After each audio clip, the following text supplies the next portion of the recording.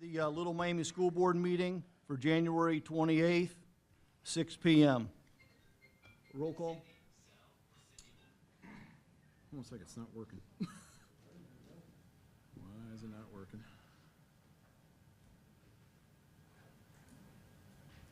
Bear with me one. Oh, there it goes. All right. Technology. Mrs. Horvath. Here. Mr. Siebert. Here. Mrs. Pollock. Here. Mr. Wallace. Here. Mr. Smith. Here. All right, this time stand for the Pledge of Allegiance.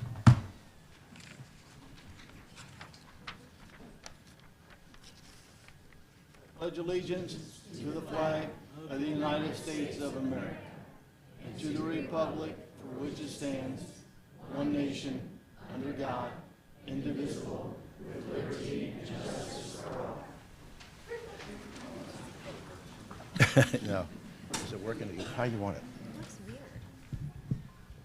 All right, each month, the Little Miami Board of Education takes time to celebrate outstanding individuals who make our district such a special place. These students, staff, and community members exemplify leadership, character, and Panther pride in all they do. Tonight, we're proud to recognize this month's honorees who truly show what it means to be a Panther. First, we'd like to start with our Panther Character Award with Mr. Siebert.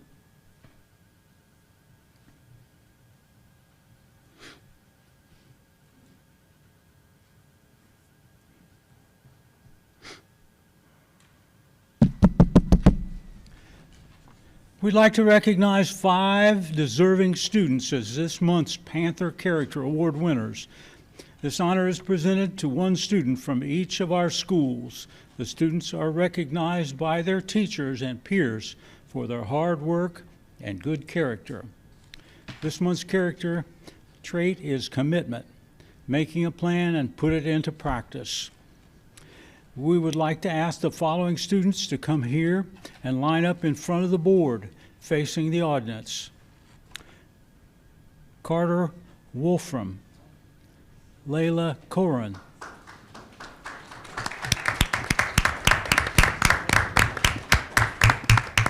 Blake Wesley, Leah Kenneth, and Hunter McKeon.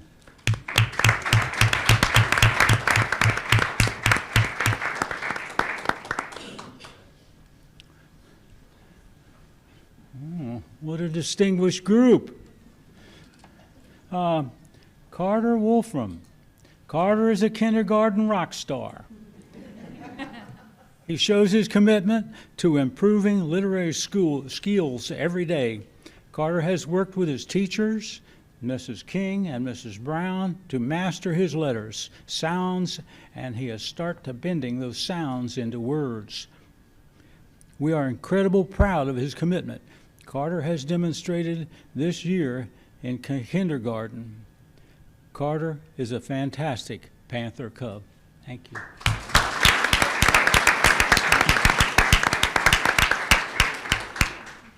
Leela Corin. Leela truly exemplifies the character and trait of commitment in our classroom. She consistently makes a plan for her learning and follows through, even when the work is challenging. Leela works extremely hard every day and never gives up, especially in the areas where she has to put in extra effort to succeed. She takes pride in her learning and always does her best to earn strong grades through the perseverance and focus. In addition, Leela sets a wonderful example for her classmates by staying on task, using her time wisely, and showing responsibility. Her dedication and attitude shows what it means to be a committed and learning student. Thank you.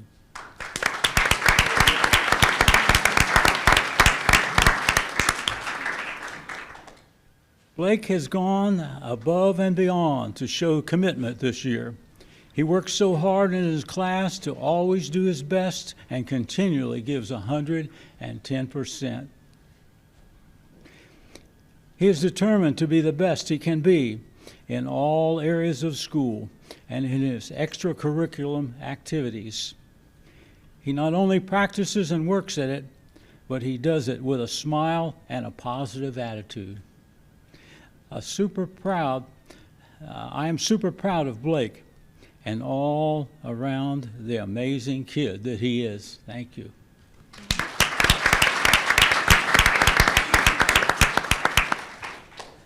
Lila shows great commitment with her schoolwork and academics. She did an outstanding job on her electric house science project. She wanted to do a model of Mrs. Wilkerson's classroom and her commitment to the project, and the theme she chose was absolutely amazing. All her teachers are so impressed, and thank you.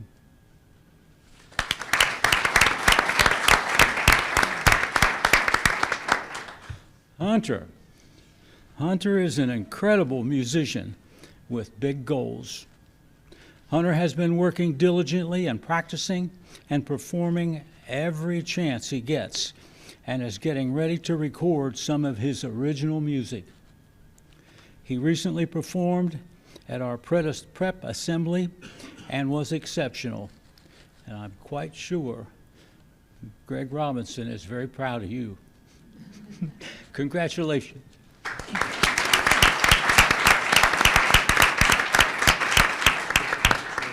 Oh, okay.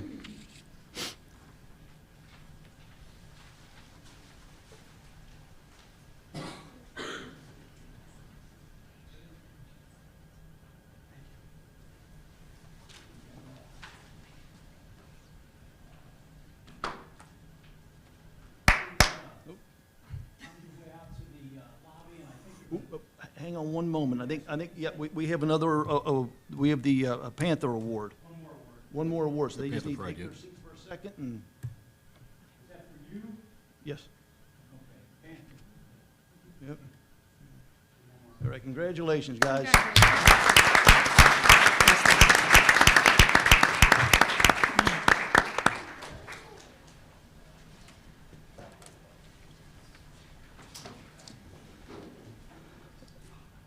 All right, tonight we're proud to celebrate a teacher from the middle school, Mr. Seth Myers, a 7th grade educator who brings passion, positivity, and creativity into every classroom. He goes above and beyond to make learning meaningful for students and creates an environment where they feel supported and motivated. Beyond the school day, Mr. Myers leads enrichment opportunities and is a valued member of our language arts team. His commitment to students and colleagues truly reflects the best of Little Miami. At this time, could Mr. Myers, language arts teacher, Mrs. Frankowski, and the middle school principal, Mrs. Parker, come up?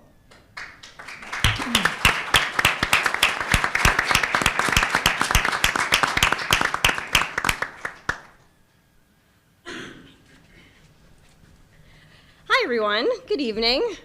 I am so excited to talk about Mr. Myers this evening, and I'm not going to wing it. I'm just going to read because I want to do him his justice. But he is a dedicated staff member for Little Miami. Mr. Myers is always looking out for his students, his colleagues, and the school community. He does what is right, even when sometimes that can be difficult. He is reflective and always looking to improve as a teacher, a role model, and a person. He is student-focused, running multiple after-school opportunities tailored to students who may not have other activities available to them. His Harry Potter and Star Wars clubs are always full of students. He builds relationships and puts in the work to maintain them when things can get chaotic and stressful. He is one of the many things that makes the middle school so special, and our students are so lucky to have him. Thank you so much.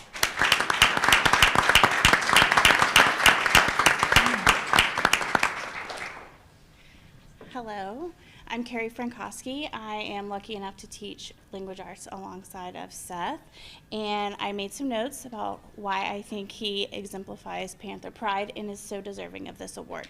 Now, I could list a lot of things, but I won't. I'm only going to tell you 2 things. I narrowed it down. So the first reason why I think Seth is so deserving of this award is, as we've heard, he does host some after-school enrichment clubs. These clubs are well attended, but not only that, they provide a place for students who may not otherwise feel like they belong and have a place. And with Seth, they do have a place to connect with other students and allow their unique qualities to shine. So those clubs are so important to many of our students and appreciated by everyone. The second thing that I wanted to mention about Seth is his spirit of gratitude that Seth embodies. It's truly inspiring. I have one example that stands out to me most, and that example is the day before we were coming back from Christmas break, the normal sentiments were going around like, do we really have to go back? How did our Christmas break fly by so quickly? Those were the sentiments, and I felt those as well. I opened my social media that morning, and I saw a post from Seth. And his post was not talking about how we have to go back. His post was saying how excited and thankful he was to get to go back, to get to come back to school to teach his students that he so genuinely cares about. And those are the sentiments that I strive for and that I really look up to. So that was so memorable to me, which is why it made the list for me to tell you about tonight. So for those reasons and a lot of others, I want to congratulate him and say that we're so lucky to have you at Little Miami Schools. Thank you. Can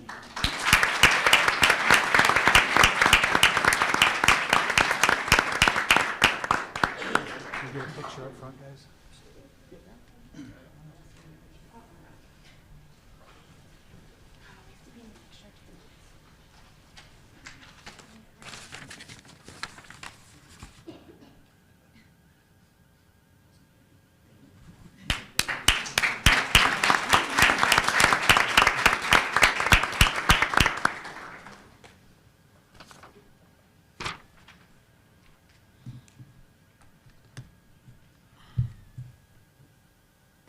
All right, we'd like to congratulate our Panther Character and Pride Award winners. We would like now for all our award winners to head to the lobby for pictures. Congratulations.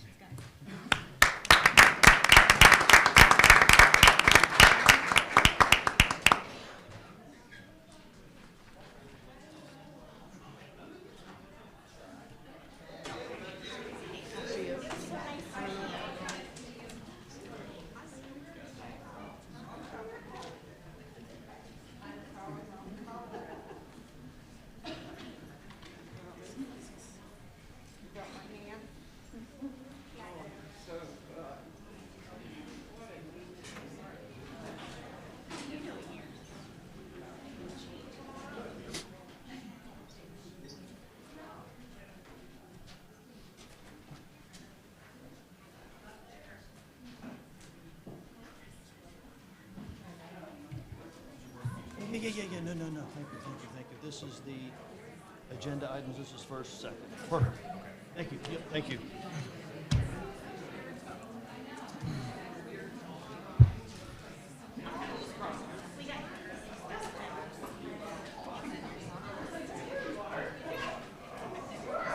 All right. So, Little Miami mission statement. The board believes it is the responsibility of the school system to ensure that each graduate is college and career ready. To these ends, an environment of high expectations and opportunity shall be created that fosters scholarship and citizenship and develops with each student the ability to become a productive and responsible member of society. At this time, do we have a motion to adopt the agenda? I'll move. Second. Roll call.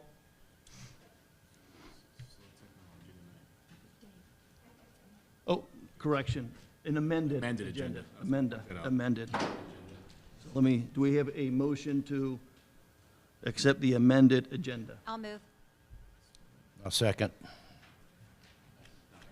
Call to vote? Mrs. Horvath? Yes. Mr. Siebert? Yes. Mrs. Bullock? Yes. Mr. Wallace? Yes. Mr. Smith? Yes. All right, at this time, do we have a motion to accept the minutes from from December 16th, 2025 regular board meeting, January 6th, 2026 organizational meeting, and January 20th, 2026 special board meeting? I'll move. I'll second.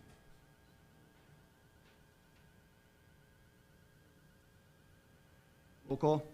Mr. Siebert, Yes. Mrs. Bullock, Yes. Mr. Wallace, Yes. Mr. Smith, Yes. Mrs. Horvath. Yes.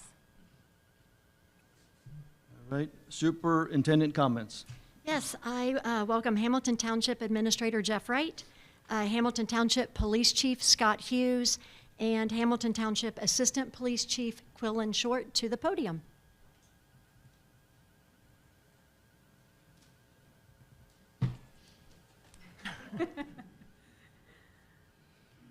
Good evening, everyone. Thanks for allowing us a few moments of your board meeting to speak to you. My name's Scott Hughes. I'm the Chief of Police, Hamilton Township. I'm joined by Assistant Chief Quillen Short and Township Administrator Jeff Wright. Most everyone in this room is familiar with the tragic death of one of our officers, Megan Graham. We're here to publicly thank the school for their assistance in that. But I want to back up and just kind of walk you through Megan and kind of what she went through. In late 2024, Megan received word that she had stage 4 cancer. She obviously went into very aggressive treatments. In the summer of 2025, she, for lack of better words, was in remission.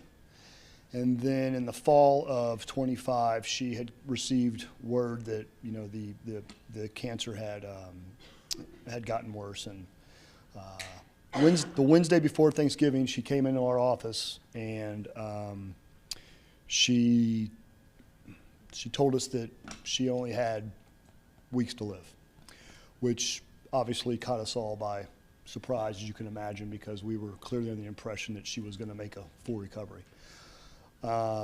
So, you know, it obviously takes time to kind of absorb all that and process that. One of the things that Megan wanted to do was she wanted to go have dinner at Hell's Kitchen. And her mother were supposed to go to Hell's Kitchen in 2020, and then, of course, COVID happened. So that plan never came to fruition. So long story short, we, through some contacts, it's all about who you know, got a private jet to fly Megan and her family from Lunken Airport into D.C. They landed in D.C. Through our contacts with the federal government, we arranged for private car service to pick them up.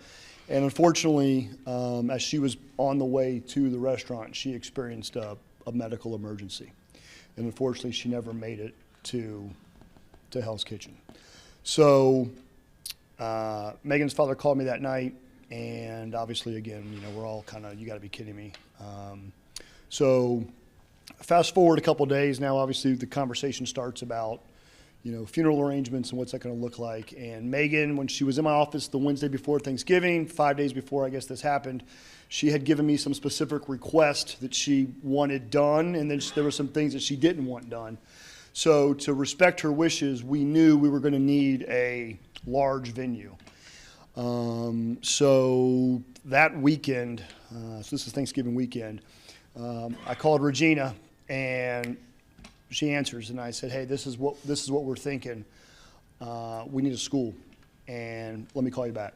So an hour later, she does what she does and we get the high school reserved. So lots of conversations obviously occurred between that day and the day of the funeral. There were lots of planning, as you can imagine. There's just a lot of behind-the-scenes work that had to take place.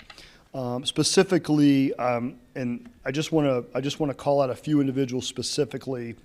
Obviously, Regina. I want to give credit to Joe Smith, Brad Underwood, Rob Mason. I don't have my glasses. Wayne Like. Dave Flora, in particular, all of those individuals, in my opinion, went above and beyond what they had to do to make sure that we paid respects to Megan. So, you know, we're still kind of all trying to deal with this. We're still kind of processing this whole thing. It's still fresh. But just know that it really meant a lot.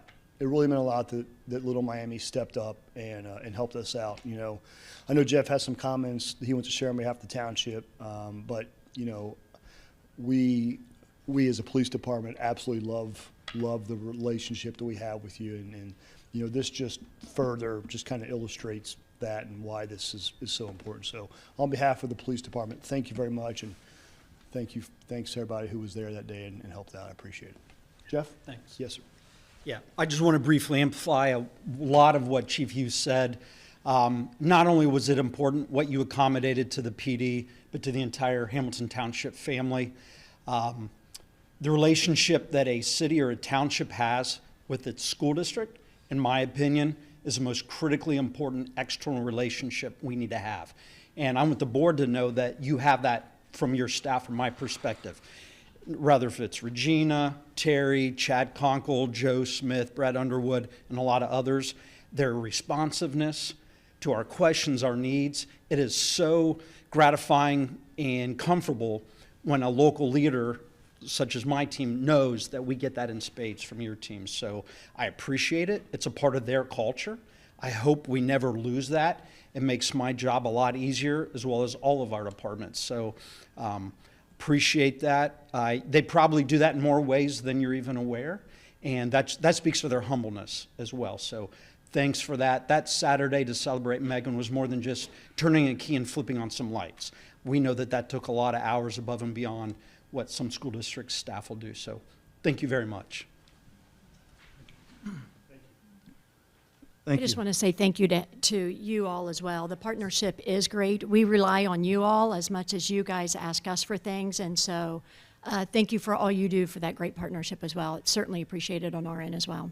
Thank you.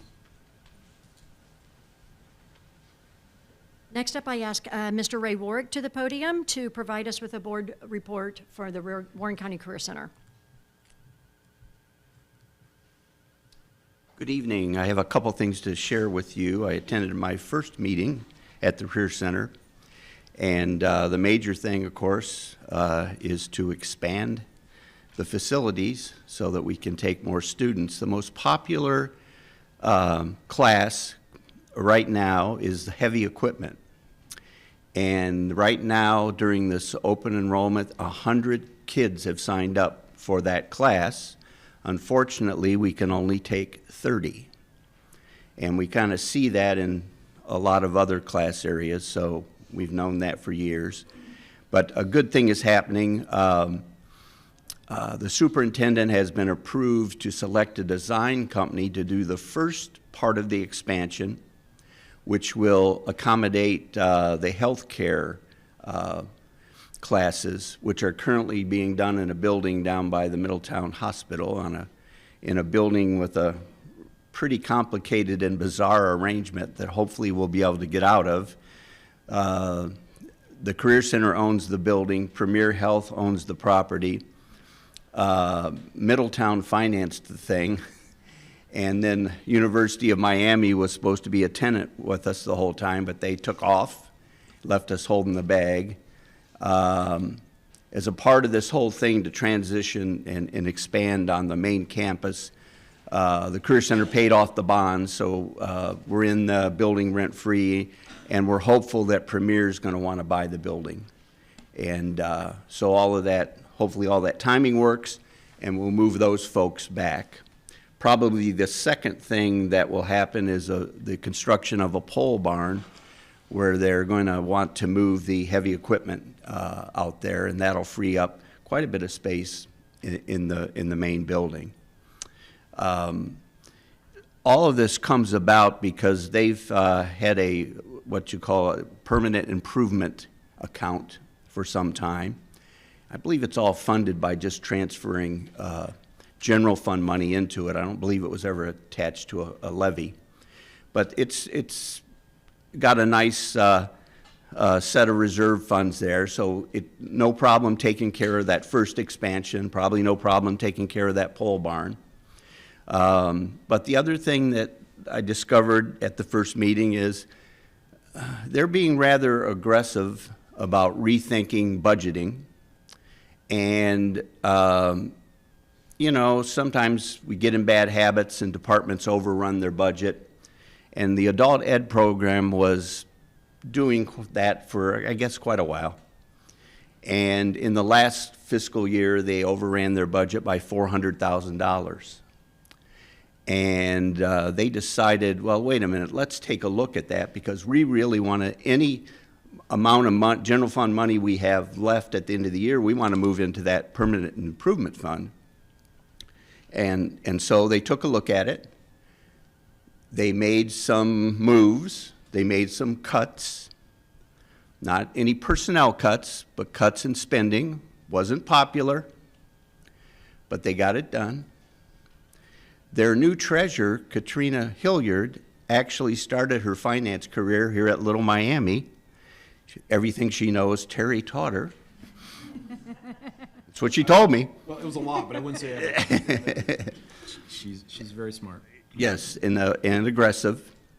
And they're going to take a look at a couple other departments and see if they can kind of replicate and save some money where there's duplication and maybe some waste.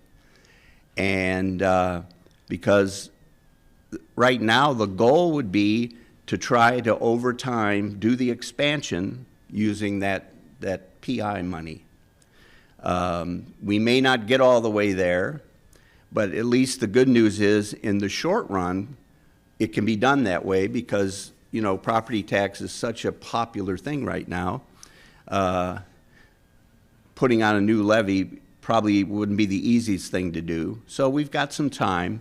And the other thing I think this board should consider, another reason they want to be pretty aggressive about reviewing their budgeting, and really, I think they're kind of going in the direction of zero-based budgeting, my words, not theirs, because we don't really know what's going to happen with the property tax. I mean, they passed 4 or 5 things, Band-Aids on a terminally ill patient, in my opinion. And the momentum of that petition to get rid of property tax in Ohio is not over. They're still gathering signatures. And of course, that would throw the whole world upside down. So the other thing they talked about with this budgeting work was, we don't know what's going to happen. And so we may, you know, if we can have extra general fund money in an emergency, we might have to tap into that. So I appreciated the explanation that they gave at my first meeting about that, and hopefully it all works out. But the good news is they're moving ahead. I think probably Joel King, the superintendent, has probably selected a design firm for the first part of the expansion, because the board gave him permission after they narrowed it down to 3 companies. They took in specs from 7 companies. The board narrowed it down to 3 and then told Joel, you just go ahead, and they ranked them. If you can make a deal with number 1, good. If you can't, then go to number 2. But I think it's already done. So hopefully they can move ahead quickly. That's all I have. Thanks. Thank you. That is all I have. All right, this time, need a motion to go into executive session to consider the investigation of charges or complaints against a public employee, official, licensee, or student, and to confer with an attorney for the Board of Education concerning disputes involving the board that are subject of pending or imminent court action. So moved. I'm sorry. Second. Vote, call to vote. I have a question. Oh, sorry, excuse me. I have a question. How many individual actions are we going to talk about in there?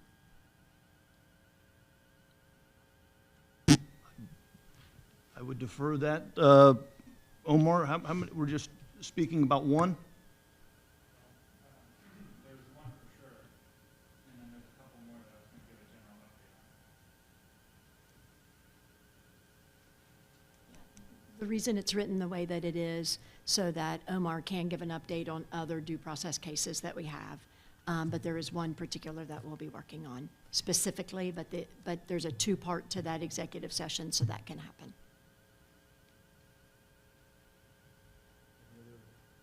Questions or comments? All right, call to vote. Mrs. Volek? Yes. Mr. Wallace? Yes. Mr. Smith? Yes. Mrs. Horvath? Yes. Mr. Siebert? Yes. Thank you. All right. It's 6:30.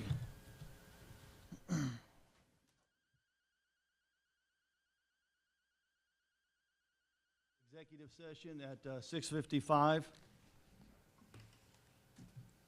Like to make a motion to amend the agenda under item, let me see here. Sorry. Under item G1, amend the agenda for the separation agreement and acceptance of resignation 26-004. I'll move. I'll second. Discussion?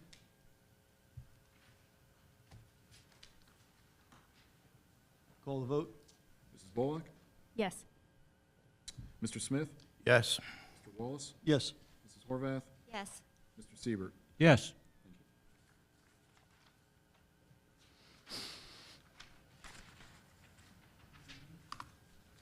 Next, we have community comments on the agenda. Little Miami Local School Board of Education encourages and welcomes communication from residents of our community. Any individual who wants to address the board during a meeting must have signed up prior to the meeting with the attending school official. I have the list up here. Comments should not involve personal issues and are limited to 3 minutes per person. And speakers will be recognized by the board and must state his or her name and address. The first person is Tessa Malowski.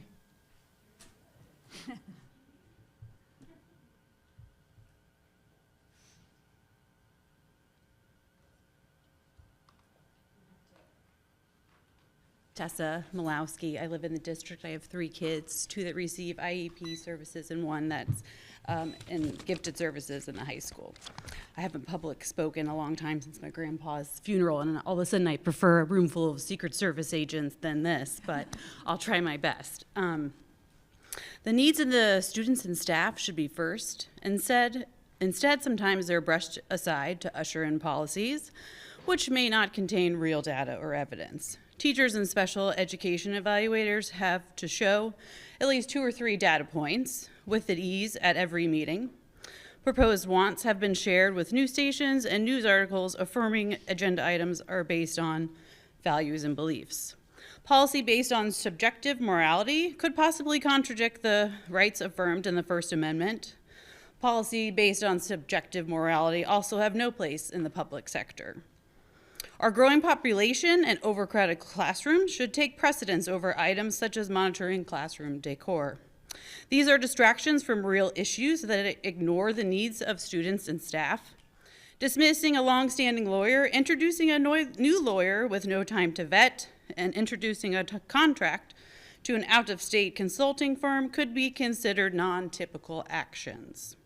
Mere minutes into being officially sworn into office, board members have enough evidence to support an out-of-town lawyer. Evidence was not presented to all the board members with at least 24-hour notice, but the board is expected to vote without review. Time and energy were spent finding an out-of-state consultant instead of focusing on core issues.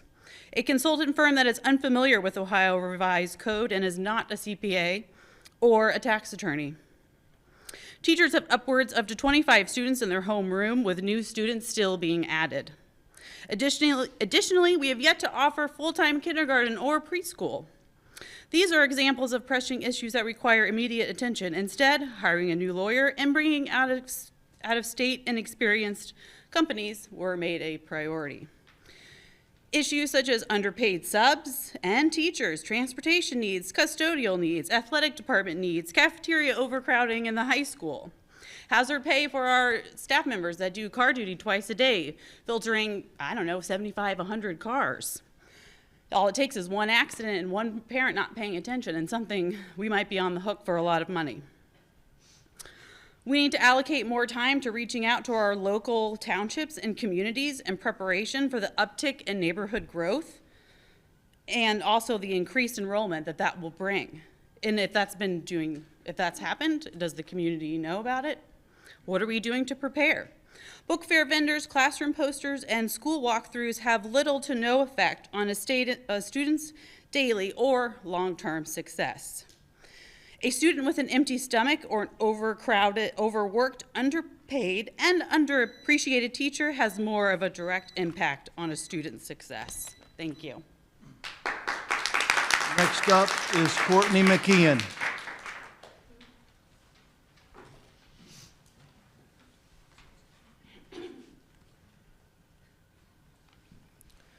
Hello, my name is Courtney McKean. My address is on file.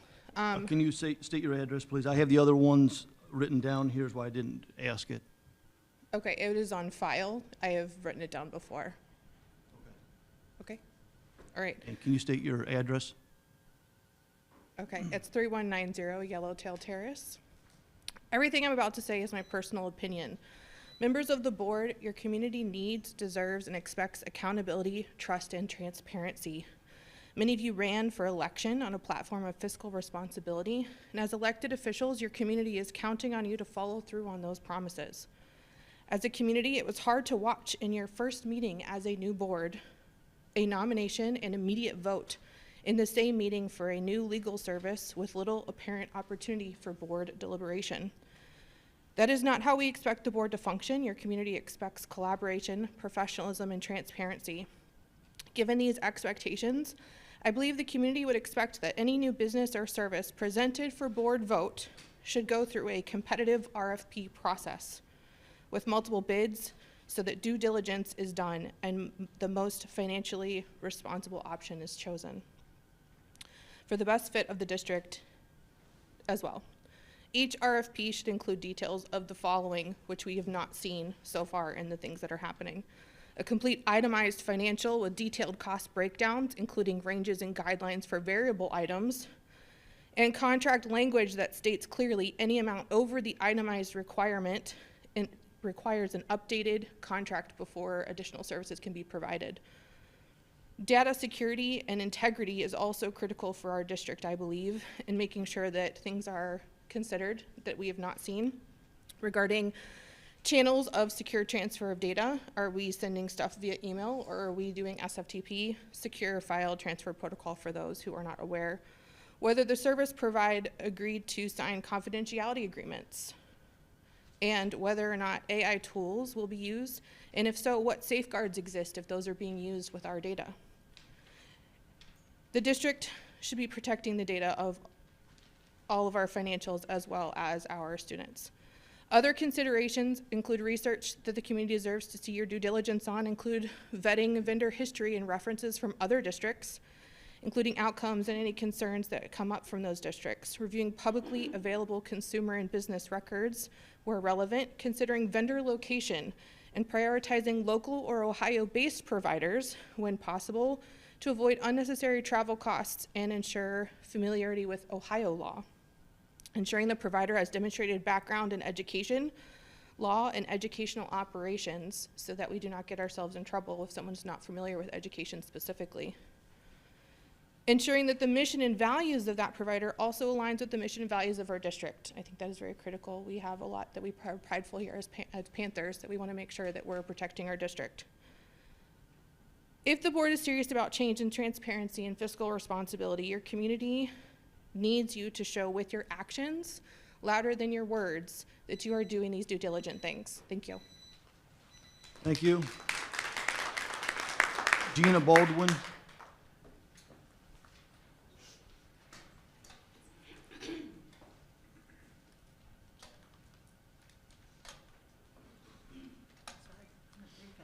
I guess moving forward, I messed up on the first person. Everyone can just state their name and their address. Okay. So we need to say their address again? If you could, yes. Okay. My name's Jenna Baldwin, and it's written down as 983 Tyndale Court, because that's where I live. The other speakers are much more eloquent, so I'm going to be pretty short and sweet here. There are agenda items today, and some from the January 6th meeting, that involve either moving contracts to a new vendor or embarking into a new contract. Ms. Bullock and Mr. Smith were elected on a platform emphasizing the need for transparency and fiscal responsibility. I'm concerned that we're not seeing this. I'm concerned that the district is not seeking multiple bids and proposals for new or different service providers, such as the switch to Omar Tarazzi and the proposed use of Briscoe Consulting Group. These are things with many provider options and prices available. Unless there's an emergency, I see no reason why time for due diligence is not being taken. I'm not one that believes the lowest price is the best, but I do firmly believe in value, and I don't think we know what value we're getting if we're not seeing any competitive bids. Hearing proposals from multiple firms allows for a much better evaluation of that value. If committees are being used to vet potential new vendors, which can be of great use to help board members' time, then the sunshine laws require those to still have public notice and be open to the public. I have seen no public meetings for any of these changes. This either reaffirms that due diligence is not being taken, or it raises the additional concern that either the board or certain board members are refusing to be transparent and thus would be violating the law. Thank you. Vicki Greger. Vicki Greger.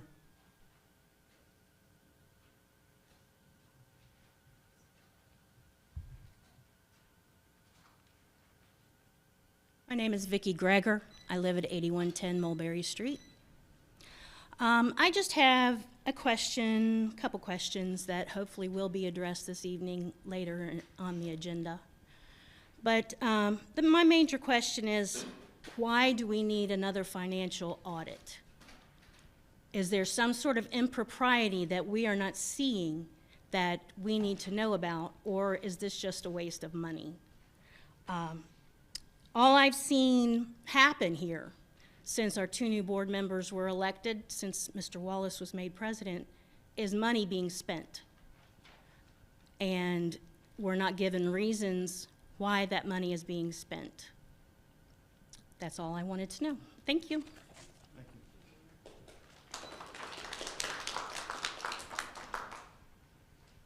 I'm having trouble. Jackson Sekela.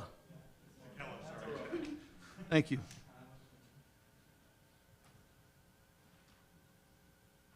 Jackson Sekela, 1402 East at Swank Road. I'm a junior here at Little Miami. I've gone to Little Miami my entire life. I love it. I have 2 sisters that are older. They went to Little Miami, and then I have a younger one. So I know Little Miami in and out. I just wanted to talk on the superintendent personnel, particularly with the administrators coming in. I listened to the board meeting a couple months prior, and I got a little anxious when I heard that the regular reissuing of principal contracts was kind of up in the air. I don't know how you guys are all thinking about voting on the issue today, but I just wanted to give my perspective as a student. I think a lot of times it's easy to think that the administration kind of affects the teachers, but how it affects the teachers really directly impacts how the students go throughout their day-to-day lives. My sisters were at the high school before Dr. Harlan started to lead it, and they described the school in a very different way than how I would describe it now. The teachers were a lot less upbeat, and they made it seem like it wouldn't be crazy enjoyable. I absolutely love all of the teachers that are there, and I think you can tell a direct relationship between how the administration talks to the teachers and how that helps the teachers teach the students. And this goes for all levels. I've had Miss Gates as a principal, Miss Miles, my sister had Miss Quinlan, all the ones that are in that personnel thing. They are fantastic administrators, and I would hate to see them leave. I'm at the school a lot, probably spend most of my time there, and I think I would just like to say on behalf of all the students that are in agreement with me, it would really be disappointing to see a lack of action mean that they go to a neighboring district or somewhere else when we are succeeding with them here now. So thank you for your time. I appreciate what you guys do. Oh, good job. Thank you.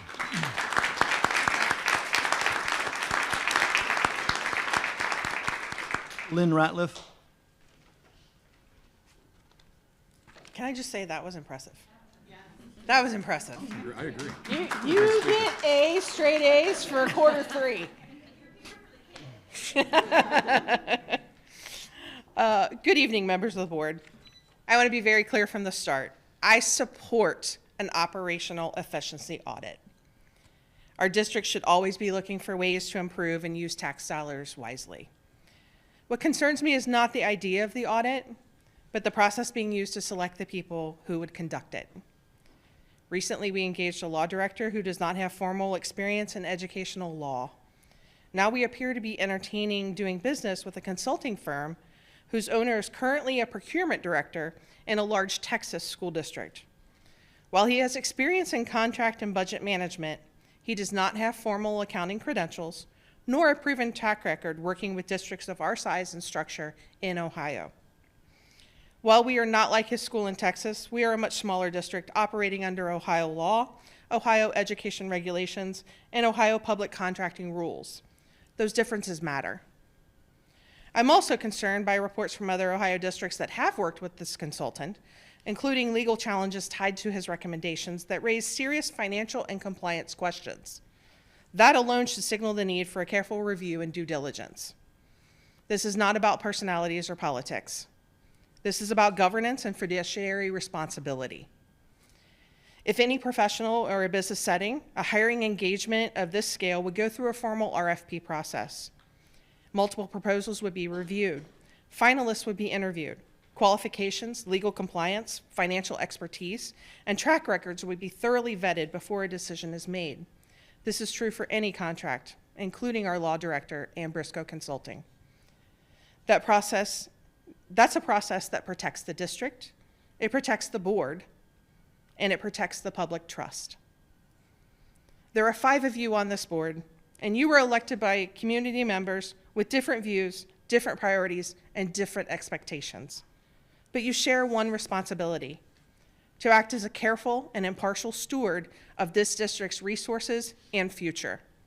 I may not agree with every decision that you make, but I should always be able to understand that the decisions were made with transparency, diligence, and a clear commitment to doing what is best for our schools and our community. My request is simple: slow this whole process down. Open it up, issue an RFP, compare qualified firms, ask the hard questions. Make sure whoever you hire understands Ohio law, Ohio education finance, and Ohio districts like ours. Let's run this district with the same standards we would expect from any well-managed organization, because our students, our staff, our taxpayers, and your constituents deserve nothing less. Thank you.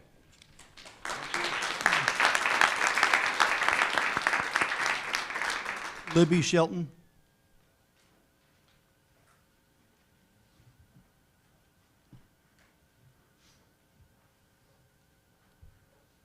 Pretty much everything's been said. I'm not as eloquent as they are, but I agree totally with an independent audit. That is fine. But again, it's the way it's being handled, similar to the way the legal counsel was, or the career center person. You know, you're a board of 5 people. You are elected by the different people in the community who put their trust in you.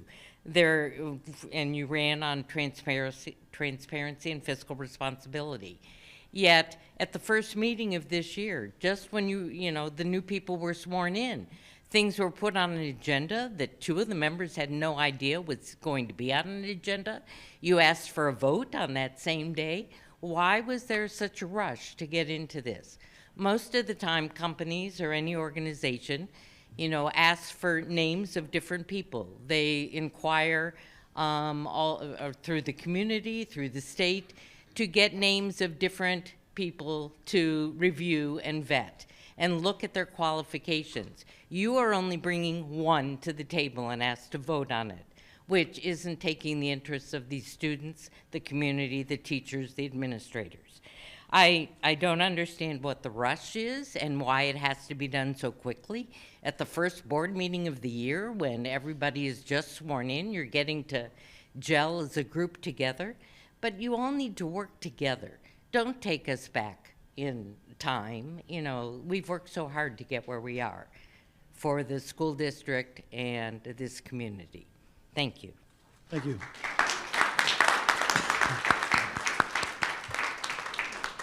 Julia Perelman. I'm probably going to be a little bit of a broken record too, but I think it's important for you guys to hear from as many people as you can. Julie Perlman, 5730 Chancellor in Hamilton Township. I'm the mother of 3 successful Little Miami graduates. I've lived in the community for over 20 years now. At the first meeting of this year, board members David Wallace, Mandy Bullock, and Dan Smith voted to make a change in legal counsel to the district. They fired a firm that specializes in Ohio school law with literally decades of experience, and they hired Omar Tarazi. Mr. Tarazi operates a solo general law practice in Hilliard, Ohio. Although his politics do seem to align with the board members who voted to hire him, he doesn't have little to no experience in education law. There was very little constructive discussion by the board, and it certainly seemed as though a decision had already been made outside of that public meeting. Tonight, the board seems to be teeing up a similar mistake, in my opinion. Agenda item 2 under board action, which others have been talking about, is the consideration of a proposal from Briscoe Consulting Group for the, in their words, a comprehensive analysis of operational revenues and fiscal management mechanisms, which is a fancy way of saying they're going to tell you all if you're spending your money responsibly. If the board was acting with transparency and fiscal responsibility, they would be considering multiple proposals, not just this one. Without more than one proposal, what criteria are you using to make your decision, and how can you possibly know if Briscoe's fees are even reasonable? According to the proposal that was included with our agenda, their base fees are nearly $10,000, and the contract would also require the district to pay for things like transportation, lodging, and other expenses that will undoubtedly be significant because the firm is located in Texas. Properly vetting any contractor to work for the school district should include things like checking credentials and experience, reviewing any reports available on past performance, and identifying any potential legal issues, lawsuits, or negative media coverage. The website for Briscoe Consulting offers some bold claims about Mr. Briscoe's experience, but there is literally nothing there to support those claims. There's no information about other clients. There are no reviews of their services. Like Omar Tarazi, Mr. Briscoe appears to be a one-man show. His only experience comes from working as a purchasing agent for a single school district in Texas. He's not a CPA, he does not have an accounting degree, and appears to have no credentials or formal training in school finance or operations. Social media is literally loaded with negative information about Briscoe's work with Riverside Local Schools and Xenia Community Schools, both here in Ohio. I want to be really clear, like some of the previous speakers were. I have no problem with you all wanting to have a third-party analysis of how the money is being spent and everything done. I know that your job, a large part of your job, is oversight, so that's perfectly reasonable. But the way you're going about it is not. In my opinion, accepting this proposal is not a good decision. And if you do decide to continue with a vote tonight, I certainly hope that we're going to hear what your justification is for hiring this particular consulting group. Thanks, I just wanted to finish my sentence. All right, next item on the agenda is the treasurer's report. All right, under item E, number 1, I asked for the board's approval of the following contracts as listed.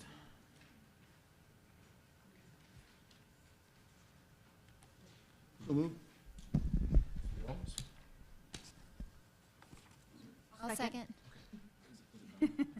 I'm just waiting. I'll go through these briefly for you. I don't read them all for you, but the first one's with Emergis. Typically, this is LPN services. These are as needed. We're not, using them at the moment, but we will be needing them in the future. It's for special education services. The second one is Warren County Educational Service Center. This is also special education. This is $34,030. We actually get reimbursed by the district of residency on this one, so it'll be a net zero for us. The next contract is with Gifted Healthcare. This is also special education services. We have another Emergis. This is actually for an intervention specialist, not an LPN. Once again, special education services. The next one is Lebanon Citizens National Bank, and it says varies because those are actually fees, and this is our depository agreement. By law, every 4 years, you have to pick a bank where you can do your main banking and so on, and it's all by code, by Ohio Revised Code. Lebanon Citizens is our local bank, obviously. They're very good to work with, very good to us with their fees and what they pay us in interest and so on. Would love to maintain that relationship with them there. The next one is Homemakers Farms, and this is actually revenue coming in.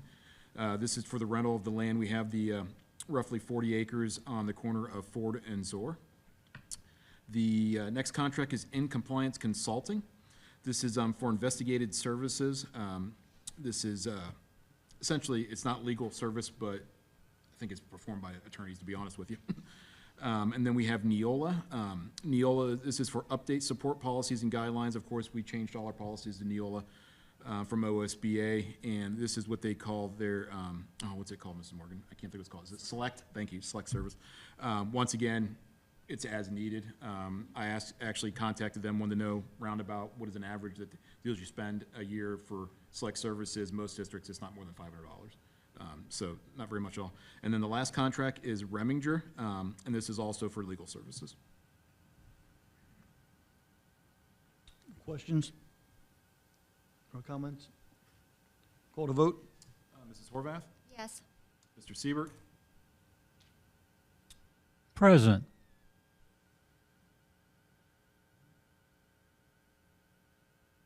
Not sure how I marked that.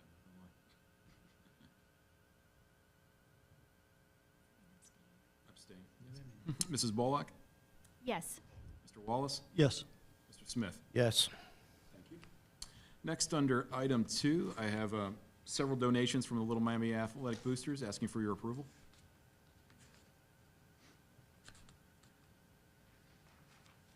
Moved? A second. Actually, I believe 3 on here. We have $2,226 towards the purchase of the high school boys lacrosse uniforms. We also have $2,100 donation towards the purchase of well, they both say lacrosse uniforms. All right, we'll double check that one, but it's 2 different amounts, so I think it's 2 different sets. And then we also have $2,011 for the boys and girls middle school uniforms also. So once again, all from the Little Miami Boosters, which we greatly appreciate their fundraising and donation to the district. Comments? I want to thank the boosters for supporting the athletics. No other questions? Call to vote? Mr. Siebert? Yes. Mrs. Bullock? Yes. Mr. Wallace? Yes. Mr. Smith? Yes. Mrs. Horvath? Yes. Thank you, and that's all I have. Thank you. All right, next item is the superintendent's reports and recommendations. Yes, I ask for the board's approval of all items under personnel. So moved. I'll second. Questions, comments? Call to vote? Mrs. Bullock? Yes. Mr. Wallace? Yes. Mr. Smith? Yes. Mrs. Horvath? Yes. Mr. Siebert? Yes. Thank you. I ask for the board's approval of Resolution 26-002. I'll move. Second?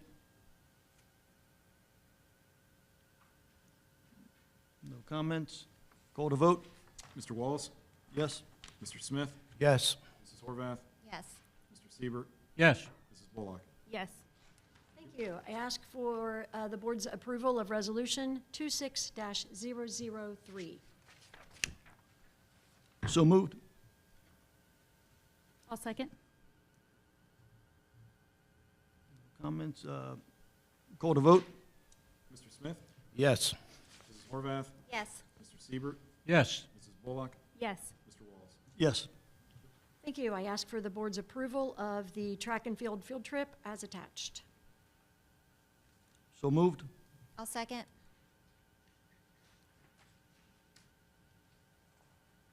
Call to vote?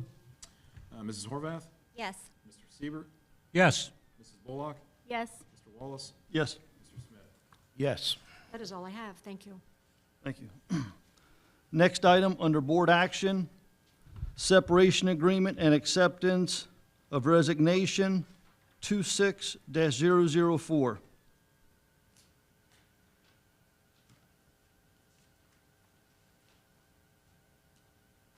So move.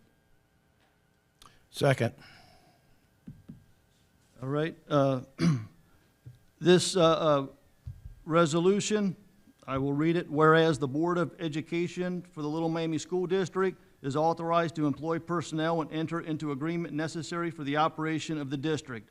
And whereas the board has presented with a proposed separation agreement and general release between the district and Tim Hooker, and desires to approve the agreement in order to achieve a prompt global resolution and finality of all matters between the district and employee. And whereas employee has submitted a written resignation for all district employment effective January 28th, 2026. Now therefore it be resolved by the Board of Education of the Little Miami School District, Warren County, Ohio, that the board hereby approves the separation agreement and general release between district and Tim Hooker as presented to the board. The board president and treasurer are hereby authorized and directed to execute the separation agreement and general release on behalf of the district and to take any steps reasonably necessary to carry out the terms of the agreement, including processing the settlement payment in accordance with the agreement.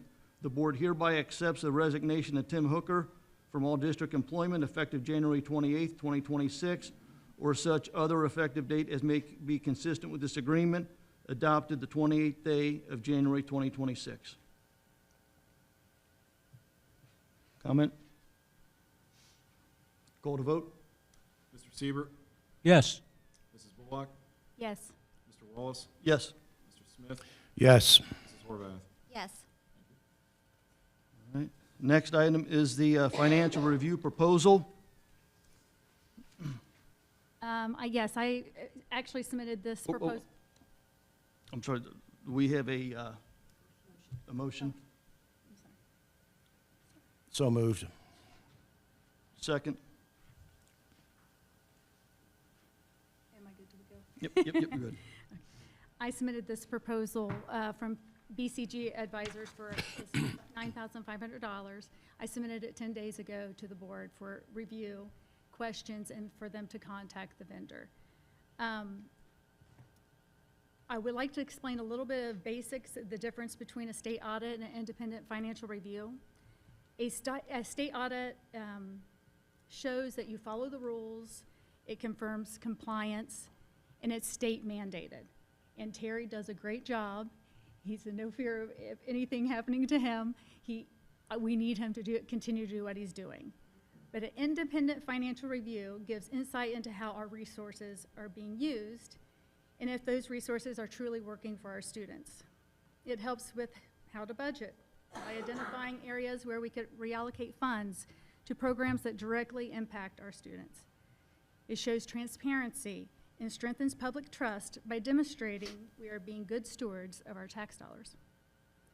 The goal with doing the independent financial review is to reaffirm our commitment to placing students first and optimizing resource allocation and building trust with our community. I would like to thank the board for their consideration of the proposal. I am wondering why we're going with someone in Texas. Are there not local options? When I was campaigning, I actually went to some of my training and I actually heard Mr. Briscoe speak on this. So I actually did a one-on-one with him, asking him about it. I liked what he had to say. I have an accounting background, so we had a lot to talk about. So I felt comfortable with getting a proposal. So that's why I'm submitting it to you. Now, anyone on the board can submit any other proposal from any other vendor. They're more than welcome. This is someone that I'm proposing to put on. So if Well, you... I do like the idea of what they're looking into. I mean, especially if it's for the betterment of the students. But I do think it would be worthwhile to look at other possibilities, especially if we don't have to fly them in and... Did you happen to contact him and speak to him? No, I've just been reading about all of them. And that's why during this period of time, of the 10 days that we had to look at this is why it was open to, if you would like to, anybody else to put any other reviews out there, feel free. I'm not saying just go with this one, but I've given the time to be able to do that, to do the research, to do the due diligence, to make the decision. That's what I'm saying. I put it out there. I did mine. I did it through my campaign. Excuse me, can you turn that off, please? I did that through the, my campaign. I ran on this. It's a campaign promise, basically, that I was going to do this, and that's why I have to, I'm putting it up. I did my research. So I feel comfortable with them. But again, that's why I gave a decent amount of time, at least to ask questions prior or into asking, you know, any of you guys, if you guys wanted to submit your own proposal or get your own financial review. Well, I mean, this was your idea to pursue even doing this at all. It's not something we've done or proposed doing. Right. And I just am saying I think it would be nice to have more than one for you to have us look at if you're wanting us to go down this path at all. I did my research and looking at, that's why I said I'm presenting the one that I would like to go with. If there is someone else that you would like to look at, I'm more than happy to look at that. But I'm happy with my decision here. I did the research. Any other comments? Yes, I have some comments on this. With a contract this size, it's very, very common to do some of the things that have just been suggested here at our microphone by our audience. To let these things go out as competitive bids. And I don't see that happening here. This contract from someone in Texas, without any other vetting, I can't tell you anything about them. Have they come up here and presented themselves? What insurance do they have? What guarantee do we have they can even perform the job that they're being hired to do? Do they carry their own insurance? I've seen none of this, but I've seen a whole lot of negative things about them. So actually, it was my intention. It was my intention to object to even the proposal of this Roscoe group because they have no credentials. But I just thought I would wait and listen to what's said here. Let the community speak, and I will say that this group will not get my vote for anything. All right, any other comments? All right, call to vote? Mrs. Bullock? Yes. Mr. Wallace? Yes. Mr. Smith? Yes. Mrs. Horvath? Oh. No? Nothing to say. Mr. Stop. Siebert? No. Thank you. 3-2. Remind everyone that we need to keep the comments to ourselves during the meeting. You have every right for public comments.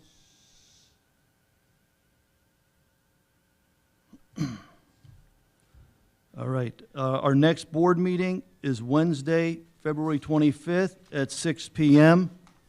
Now I'd like to move to the comments for non-agenda items. Oops, I'm sorry, say again? Oh, new policy, I'm sorry, did I? Hold on a second, my apologies. Oh, new business, yep, sorry. Next item is the policy for the first reads. Do I have a motion to? Information. Oh, that was easy. Chance to look at those, and we can go to the second reads next month. And approval. Thank you. All right, next item is, what do we do here? The board reports. Do we have any board reports? I have a legislative report. So there's a few House bills that are being looked at right now for the 2026 session. Two of them would involve us. The other one has to do with higher education, colleges. House Bill 643 is proposing changes to a school choice scholarship program in Ohio called Ed Choice Expansion. Right now, many Ohio families can get state-funded help to pay for private school through the Ed Choice Expansion program, and eligibility is based on income and other rules. This bill would add a cap on how much money a family can make and still get that scholarship. So specifically, if a family's adjusted gross income is more than $500,000, their children would not be eligible for the Ed Choice Expansion Scholarship anymore. So the idea is supporters are saying it will focus the program on families who need it the most. Opponents argue it limits school choice for higher income families. All right, and then the other bill that would be relevant to our grades is House Bill 634. And this bill deals with who gets to play sports after transferring to a new school. Currently, if a student transfers from one school to another, like mid-year or between districts, athletic governing bodies like high school sports leagues can sometimes make them sit out a season before they're allowed to play. And this bill would change that. So if a student transfers and does not have a prior disciplinary punishment, then they must be allowed to play sports right away at their new school.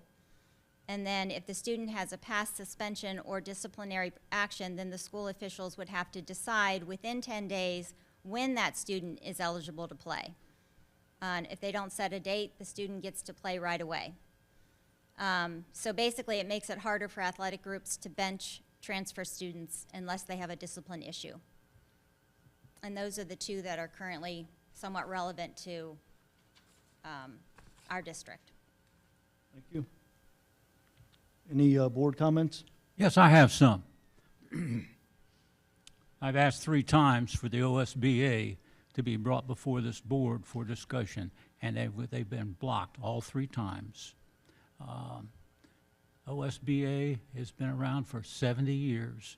Everything that we're talking about, they're experts at. They've supported our public schools in financial, in legal, in all areas. They have over 700 schools and over 3,500 representatives. They're more than qualified to do everything that we just hired BISCO to do. It's a shame that we spent the money on them, on BISCO, rather than on OSBA, which offers a wide variety of various different things. And it's a choose what you want. Once you join, you don't have to accept everything they say. Much of the training is free, and you do it at your own leisure. So I think it's a shame that that's been blocked out of this school board and off from our community. That's all I have to say. Right.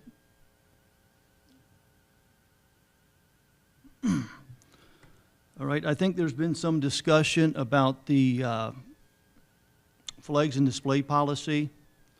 I know we've looked at that in the past. In speaking with our legal, I believe they're putting together a policy right now. Well, I shouldn't say a policy, it's more of a guideline, thank you, on adopting it. I don't have it in front of me. Does anyone have it? The policy number? Anything of the policy on the details to read it into it? Oh, Wayne has it. I'm sorry. Thank you. I think this is the most updated, Dave. Thank you. Yeah, I just wanted to kind of talk. This is our lawyer put this in writing, and just some of the things where I guess one of the policies would be because of questions may arise about whether a lesson activity, reading, or classroom display is considered sexuality content, the district applies a common sense and objective standard. A lesson activity, display, or materials is likely to be considered sexually content if a reasonable observer would conclude its primary purpose is to prompt discussion, provide instruction, or solicit student engagement on sexual concepts or gender ideology. And I should preface this, I'm sorry, this came from the Parental Bill of Rights at the state, HB 8. So in contrast, a brief incidental reference that is not intended to prompt instruction or student engagement typically does not trigger the policy's procedures. Importantly, the test is not whether someone agrees or disagrees with the message of a poster, flag, or book. The question is whether the display or material meets the district's definition of sexuality content, and if so, whether the required procedures under policy 5780.01 have been followed, including parent notice and opt-out rights when applicable. Because there is a defined process in policy 5780.01, concerns regarding possible violations should be addressed in the following order. So first, a written concern to the building administrator. A parent may file a written concern with the principal or the building administrator of the student's school of attendance regarding topics covered by the policy. The building administrator will take steps with the parent or parents to resolve the concern within 30 days of receipt. Step 2 would be the appeal to the superintendent. If the parent is not satisfied with the resolution at the building, the parent may appeal to the superintendent. The superintendent will review the matter and issue a decision. Step 3, appeal to the Board of Education. If the superintendent's decision is appealed, the board will review the superintendent or designee's decision, and if the board determines it necessary, may hold a hearing and then either affirm the decision or determine a new resolution. So nothing in this process prevents a parent from contacting a board member regarding a concern. However, as best practice, if a board member becomes aware of a concern, it is recommended the board member notify the superintendent so the administration has an opportunity to address the matter through established process before it was brought before the board level action. So I imagine we will have something sent to the school or to the staff so everyone's on track. I just want to let people know that is what is currently being worked on. Well, I think that one of the important things is that we don't need a flag policy. Right. Because we're just following HBA. There's Ohio Parents' Bill of Rights. It covers a lot. Thank you. So, and that allows the teachers to be able to decorate with whatever seasons and that sort of thing. So it doesn't take that away from them. Excellent. All right, so the next board meeting is Wednesday, February 25th at 6 p.m. Now we're going to open up comments to non-agenda items. And I'm going to ask for your name and read your address into the record. First person is Gina Baldwin.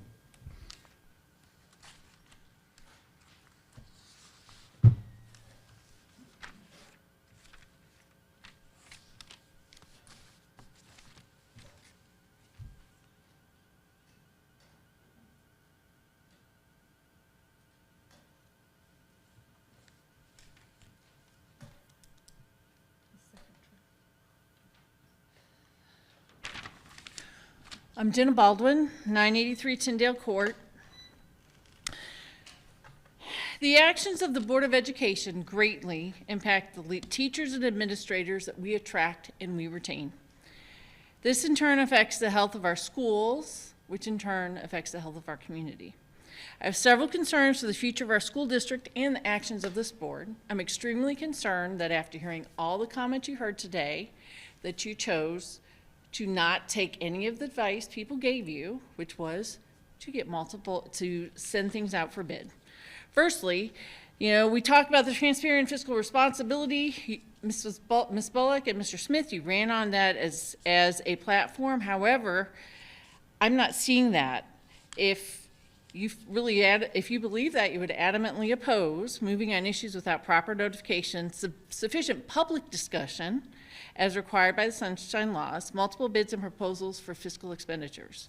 During the January 6th board meeting, 2 agenda items were added in what felt like a very underhanded way. There was no valid reason that the motions to remove Bobby Grice from Warren County Career Center nor replace the district legal counsel were not presented on the agenda ahead of the meeting. There was no emergency or misconduct that was prompting it, so there was no need to move in haste and secrecy. Certainly, there was no valid reason to make these changes without hearing from those affected before the change was made. With respect specifically to the law director appointment, I'm shocked. I truly am shocked by the lack of fiscal and practical responsibility taken. Simply wanting a change is no reason to proceed without competitive bids, competitive proposals, with a last-minute ad that also indicated no reference checks or background checks. Most appallingly, there was no true discussion on the candidate being considered. There was no discussion about his qualifications or his reasons. The gentleman who was appointed for Warren County Career Center came here, he talked, he did a wonderful job. Even though I didn't like that it was last minute, I felt very confident about him, not about the lawyer. Big Walnut School Board took competitive bids and chose not to take him, partly because of his exorbitant bills, over $20,000 a month charged to another district, and partly based on him having time for limited consultation services because of his many other time commitments. I'm concerned about what kind of contract you've committed to, what due diligence you've done to ensure, and what references you have. In my opinion, we can and should expect more from our school board members. The school board bylaws indicate that members should devote sufficient time, thought, and study to proposed actions. They should listen carefully and with courtesy when others have the floor. Furthermore, bylaws specify that board members should vote based on facts and independent judgment and refrain from surrendering judgment to particular individuals or groups. Unfortunately, these expectations were not met during the January 6th meeting. I didn't feel that they were met in all areas here either, and I pray and hope that in future meetings will be different. It is crucial for the the future of our district, that personal and political priorities do not trump our district health. Thank you. Courtney McKeon.